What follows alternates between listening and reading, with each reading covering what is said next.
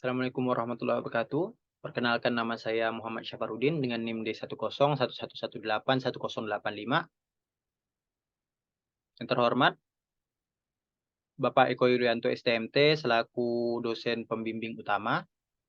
Yang terhormat Bapak Umar STMT selaku dosen pembimbing kedua. Selanjutnya yang terhormat Bapak Danang Gunarto STMT IPM selaku dosen penguji utama. Dan Bapak Dr. Stepanus Bardian Surya Masuka STMT IPM selaku dosen penguji kedua.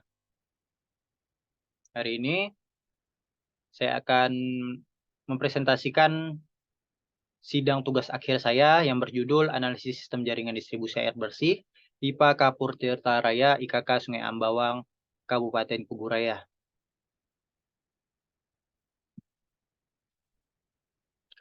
Pembahasan yang akan dibahas adalah pendahuluan, penyambung pusaka, metodologi penelitian, analisis dan pembahasan, serta yang terakhir adalah kesimpulan dan saran. Yang pertama, pendahuluan, latar belakang. Karena peningkatan jumlah penduduk yang terus bertambah, mengakibatkan bertambah pula jumlah permintaan akan air bersih daerah pelayanan, Desa Kapur dan Desa Mekar Baru. IPA IKK Sungai Ambawang dibangun dengan kapasitas pengolahan awal yaitu 20 liter per detik per hari untuk melayani dua desa utama yaitu Desa Kapur dan Desa Mekar Baru. Berdasarkan laporan operasional bulanan pada tahun 2022 di bulan Desember, air terdistribusi secara maksimal mencapai 53.761 meter kubik per bulan dengan sambungan langganan yang aktif mencapai 2.321 sambungan rumah. Dengan kapasitas yang telah maksimal tersebut, angka cakupan pelayanan hanya mencapai 51,12% dari total jumlah penduduk pada tahun 2022. Untuk menyelesaikan masalah di atas, maka perlu dilakukan evaluasi dan analisis terhadap kondisi existing jaringan. Kemudian akan dilakukan simulasi jaringan menggunakan program EPANET 2.2. Rumusan masalah ada 3, yaitu yang pertama, berapa besar kebutuhan air bersih yang harus disediakan untuk penduduk daerah pelayanan terhadap kondisi existing, kemudian terhadap penduduk saat ini, dan terhadap penduduk hasil proyeksi tahun 2042. Yang kedua, bagaimana kondisi existing jaringan distribusi air bersih IPA IKK Sungai Ambawang untuk memenuhi kebutuhan masyarakat daerah pelayanan. Dan yang ketiga adalah apa kendala dan permasalahan yang terjadi pada sistem jaringan distribusi air bersih yang menyebabkan kerugian pada unit distribusi dan kerugian pada daerah pelayanan serta bagaimana solusi yang tepat untuk menangani hal tersebut.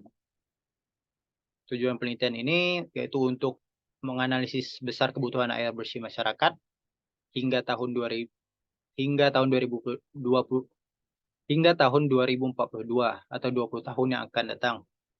Yang kedua untuk mengetahui kondisi existing jaringan. Dan yang ketiga untuk mendapatkan solusi dan rekomendasi jaringan distribusi yang tepat untuk memenuhi kebutuhan air bersih masyarakat daerah pelayanan hingga tahun 2042. Batasan masalah yaitu yang pertama analisis ini dilakukan daerah desa pelayanan, Desa Kapur, dan Desa Mekar Baru. Selanjutnya hanya mengkaji masalah teknis sedangkan masalah sosial ekonomi masyarakat tidak dibahas. Ketiga, tidak menghitung biaya yang dibutuhkan untuk mengatasi permasalahan pada jaringan.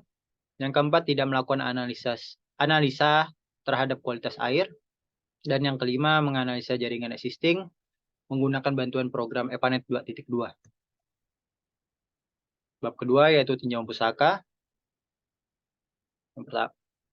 Persyaratan air bersih ada 3 persyaratan utama yaitu persyaratan kualitas, kuantitas, dan kontinuitas. Di mana persyaratan kualitas telah diatur pada Peraturan Menteri Kesehatan Nomor 492 Tahun 2010. Persyaratan kuantitas yaitu banyaknya air baku yang tersedia di lapangan dan air tersebut dapat terdistribusi ke seluruh daerah pelayanan dengan baik. Dan yang ketiga adalah kontinuitas, di mana air tersebut harus kontinu atau setiap saat itu tersedia dan mengalir selama 24 jam per hari. Masuk ke selanjutnya yaitu proyeksi jumlah penduduk, di mana proyeksi jumlah penduduk ini ada menggunakan 3 metode, yaitu aritmatika, geometri, dan eksponensial. Kemudian akan dipilih salah satu metode yang terbaik berdasarkan nilai standar deviasi dan koefisien korelasi. Yaitu untuk standar deviasi itu akan dicari nilai terkecil karena menunjukkan nilai yang paling mendekati dengan data aslinya. Sedangkan untuk koefisien korelasi akan dicari nilai yang terbesar atau yang paling mendekati 1. Kebutuhan air bersih ada 2, yaitu kebutuhan domestik dan kebutuhan non-domestik, di mana kebutuhan domestik ini untuk memenuhi kebutuhan air bersih sambungan rumah dan bagi keperluan fasilitas hidran umum. Sedangkan kebutuhan non-domestik dialokasikan pada pelayanan berbagai fasilitas sosial dan fasilitas komersial seperti fasilitas pendidikan, peribadatan, kesehatan, perniagaan, industri, dan sebagainya. Selanjutnya adalah EPANET, di mana data-data yang perlu diinput dalam aplikasi EPANET yaitu berupa peta jaringan, selanjutnya ada junction, lalu ada elevasi, panjang pipa, diameter pipa, jenis pipa yang digunakan, spesifikasi pompa, pembebanan pada masing-masing node, serta faktor fluktuasi pemakaian air. Dan data yang dan output dari data tersebut berupa nilai pressure, nilai unit head loss, dan nilai velocity pada pipa. Untuk ketiga nilai tersebut harus memasuki persyaratan yang telah diatur pada Peraturan Menteri Pekerjaan Umum Nomor 18 Tahun 2007. Selanjutnya metodologi penelitian. Untuk lokasi penelitian ini akan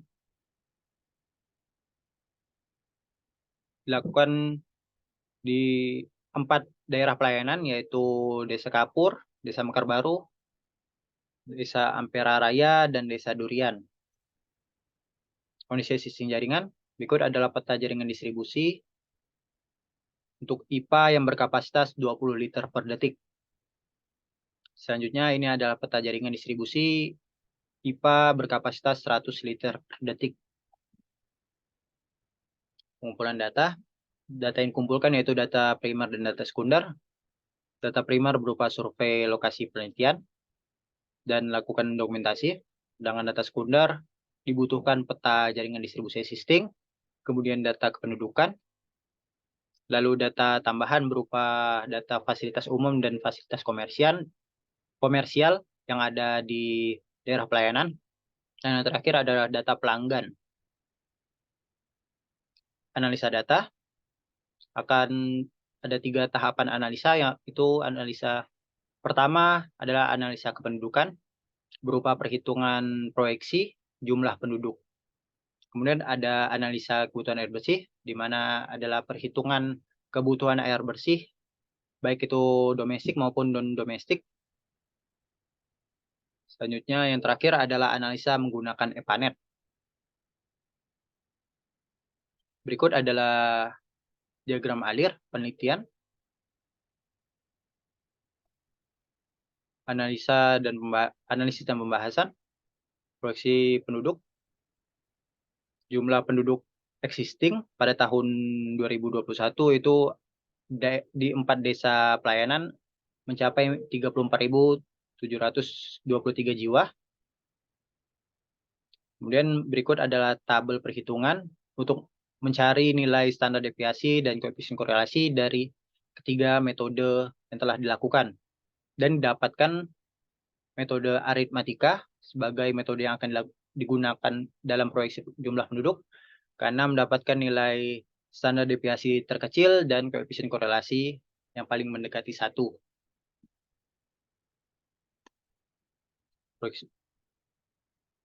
Setelah dapatkan metode aritmatika, kemudian jumlah penduduk tersebut diproyeksi hingga tahun 2042 dan dapatkan jumlah penduduk tahun 2042 itu mencapai 46.267 jiwa. Kebutuhan air bersih penduduk, ada 3 kebutuhan yang ditinjau, yaitu kebutuhan existing tahun 2022, kebutuhan existing tahun 2023, dan kebutuhan air proyeksi pada tahun 2042. Simulasi EPANET, ini adalah simulasi EPANET terhadap jaringan IPA 20 liter per detik, di mana telah dilakukan 2 skenario, yaitu yang pertama menggunakan jaringan existing, kemudian dilakukan modifikasi diameter pipa, yaitu yang dimodifikasi adalah pipa sekunder dan pipa tersier yang belum memenuhi persyaratan desain. Kemudian dilakukan skenario kedua, yaitu lanjutan dari skenario pertama berupa modifikasi diameter yang sama, kemudian dengan ditambah pompa dengan kapasitas yang lebih besar. Bukan ditambah sih, tapi diganti, pompa existing itu diganti dengan pompa baru dengan kapasitas head yang lebih besar. Ini adalah jaringan IPA berkapasitas 100 liter per detik. Juga dilakukan 2 skenario. Yang pertama dilakukan menggunakan jaringan existing yang dimodifikasi diameternya. Pipa yang dimodifikasi berupa pipa sekunder saja. Pipa primernya tidak boleh dimodifikasi. Setelah dimodifikasi diameter, kemudian diberikan 3 valve di beberapa titik tertentu. Lanjut ke skenario kedua, yaitu sama dengan skenario pertama, yaitu modifikasi diameter dan ditambah valve, tapi menggunakan kebutuhan air di jam puncak tahun proyeksi 2042. Kesimpulan dan saran. Kesimpulan, yang pertama,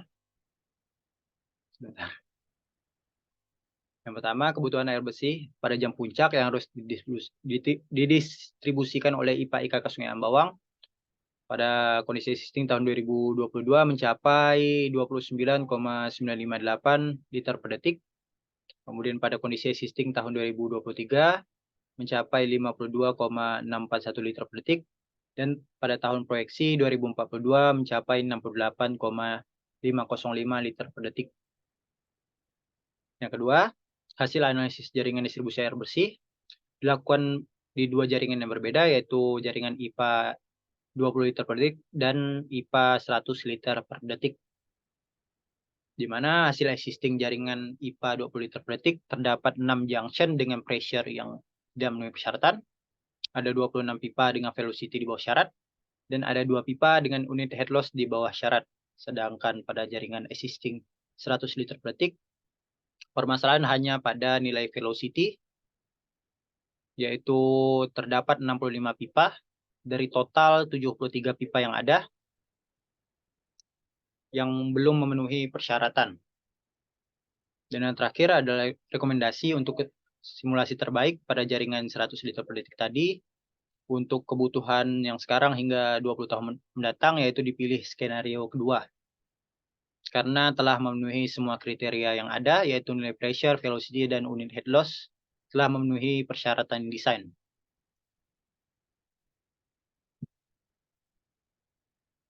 Saran. Yang pertama yaitu saat pengambilan data yang diambil itu harus sesuai dan valid dengan kondisi existing yang ada agar tidak terjadi kesalahan yang tidak diinginkan dalam proses perhitungan hasil dan simulasi aplikasi. Yang kedua, dalam perhitungan analisis kebutuhan air bersih, itu harus sangat teliti dan data sekunder yang didapatkan haruslah valid, yaitu data yang tadi, saat pengambilan data harus valid, sehingga hasil yang didapatkan itu sesuai dan akan mempermudah analisis selanjutnya. Dan yang ketiga, bagi mahasiswa yang mau merencanakan sistem jaringan distribusi, dapat menggunakan program EPANET, karena program EPANET ini sangatlah mudah untuk dipahami bagi mahasiswa atau orang-orang yang baru mau belajar, dan bisa download secara gratis. Sekian presentasi hasil sidang saya. Wassalamualaikum warahmatullahi wabarakatuh.